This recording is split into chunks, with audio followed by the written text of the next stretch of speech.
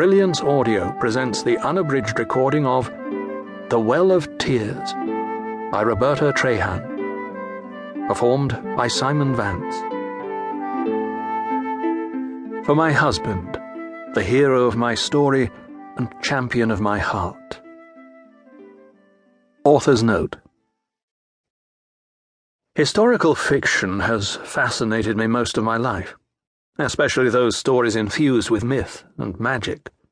When I was introduced to Mary Stuart's interpretations of the Arthurian legends in the late 1970s, I became truly obsessed with the chivalrous adventures and passionate heroes who so readily embraced honor, nobility, and sacrifice in defense of their people and their land.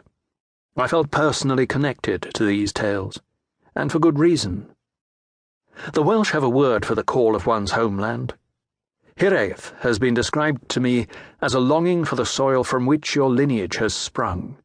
It is a connection to the land of your forefathers that transcends time and distance, and ever bids your return. Although I did not always understand it for what it was, I have always known that longing. I am, after all, a native daughter. As it happens, my great-great-grandfather and his brothers emigrated from the British Isles to North America around 1850. Leaving behind nearly 300 years of ancestry rooted in Cornwall and Wales. While the story herein is nothing more than a grand tapestry woven from my own imaginings, it is important to note that some of the places and events which set the stage are real. For the sake of authenticity, I searched for unique historical events so unique that the suggestion that they might have been influenced by an unearthly power would be easy for most anyone to entertain. Hywel ap Cadell, descended from a long line of kings, ruled in Wales from around 905 AD until his death in 950 AD. Hywel is credited by many historians with stabilizing the political and economic climate of the region by bringing all of the independent kingdoms under his sole control. It should be assumed that he accomplished this through no small measure of ruthlessness and brutality. However, Hywel understood that territorial disputes between clans and power struggles between kings led to the sort of unrest that threatened the unity of all nations and, in turn, made them vulnerable to outside influence and invasion.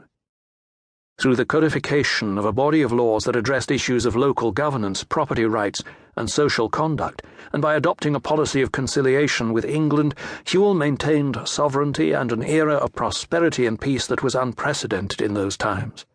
The stuff, as they say, of legend. Naturally, to someone so fixated on the mythology of my heritage, such a wondrous reign begged the question, what if? What if the old ways had a hand in the destiny of this man, and magic truly had altered the fates of people by working through kings? And so were sown the seeds of the dream stewards. To tell such a mystical story with any sense of realism, I needed to find a place where the worlds of mortals and magicians might actually have met. Through an acquaintance, I discovered the centuries-old village of Pwll, which means pool or well. Pwll still stands at the bottom of an ages-old forest located between the towns of Llanelli and Bury Port in Wales. Pwll is reported to have been built near and named for an ancient spring or well that was believed to contain waters with mystical powers. And so began this saga.